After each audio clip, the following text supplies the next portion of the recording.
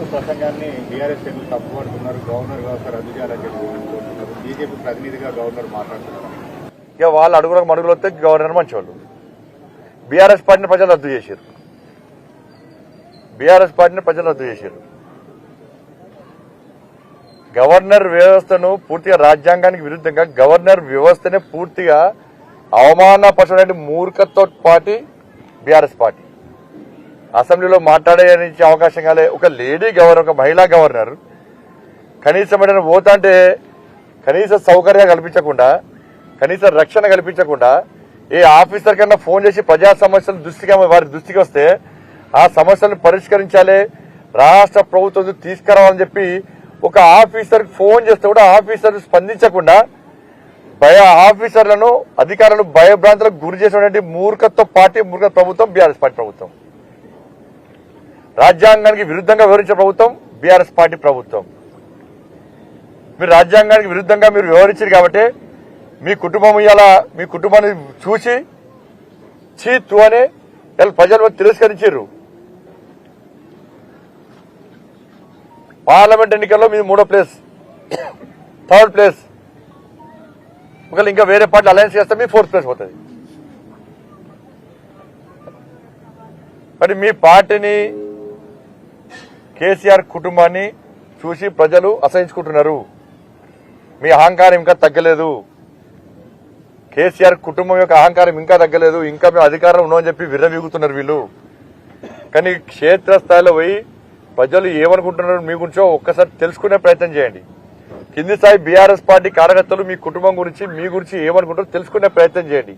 కింది స్థాయి నాయకులు మీ కుటుంబం గురించి ఏమనుకుంటారో తెలుసుకునే ప్రయత్నం చేయండి. అప్పుడన్నా మీలో కూడా మార్పు వస్తుంది. ఇంకా మేము మా అయ్య ముఖ్యమంత్రి, మేము మంత్రులము, మేము ఏం చెప్పినా నడుస్తుంది, మేము గుండాగిరి చేస్తాం, మేము దాదాగిరి చేస్తామంటే ప్రజలు తిరగబడతారు అన్న విషయాన్ని కేసీఆర్ కుటుంబం గుర్తుంచుకోవాలి. మీరు ఏ రోజు గవర్నర్ గుర్తించారు, గవర్నర్ మర్యాద ఇచ్చారు, ఏ రోజు గవర్నర్ వ్యవస్థను గౌరవించారు? కనీసం అసెంబ్లీలో మాట్లాడించే అవకాశం ఇవ్వలే. మీరు స్వాగతోపన్యాసం వారిది మరి భాషను కనీసం బడ్జెట్ ప్రసంగం కూడా చేయించే అవకాశం ఇవ్వలే. అడుగడుగున ఒక మహిళా గవర్నర్ చూడకుండా కూడా అవమానపరిచారు.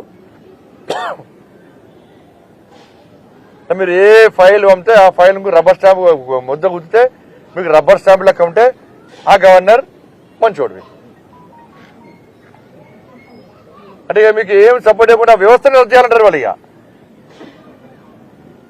అందుకే రాష్ట్ర ముఖ్యమంత్రి దిగజారి రాజ్యాంగానికి లోబడి పనిచేస్తే ఈ ప్రభుత్వం పనిచేయలేదు, బీఆర్ఎస్ పనిచేయలేదు కాబట్టి రాజ్యాంగాన్ని మార్చాలన్నాడు. బాబాసాహెబ్ అంబేద్కర్ ఇచ్చిన రాజ్యాంగాన్ని మార్చాలన్న మూర్ఖుడి రాష్ట్ర గతంలో మాజీ ముఖ్యమంత్రి. అంటే రాజ్యాంగానికి అనుగుణంగా పనిచేయలేదు ప్రభుత్వం, పనిచేయాలని ఆలోచన లేదు కాబట్టి రాజ్యాంగాన్ని మార్చాలన్నాడు. అందుకే ప్రజలు తిరస్కరించారు. ఇవాళ బాబాసాహెబ్ అంబేద్కర్ అవమానించినావు, బాబాసాహెబ్ అంబేద్కర్ ఇచ్చిన రాజ్యాంగాన్ని అవమానించినావు. రాష్ట్ర ముఖ్యమంత్రి గుర్తుంచుకోవాలి, ప్రపంచంలో ఎక్కడ ఎవరైనా కూడా ప్రజాస్వామ్య దేశం ఏది అంటే టక్కన వచ్చేది భారతదేశం అంటారు. అన్ని దేశాలు కూడా రాజ్యాంగాలు మార్చుకున్నాయి.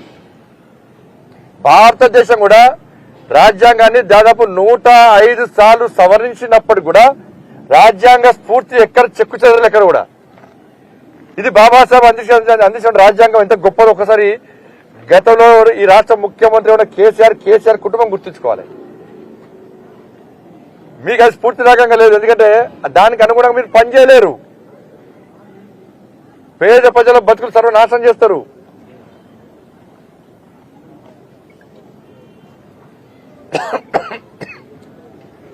కాబట్టి వాళ్ళు గవర్నర్ వ్యవస్థ వద్దంటారు, రాష్ట్రపతి వ్యవస్థ వద్దంటారు.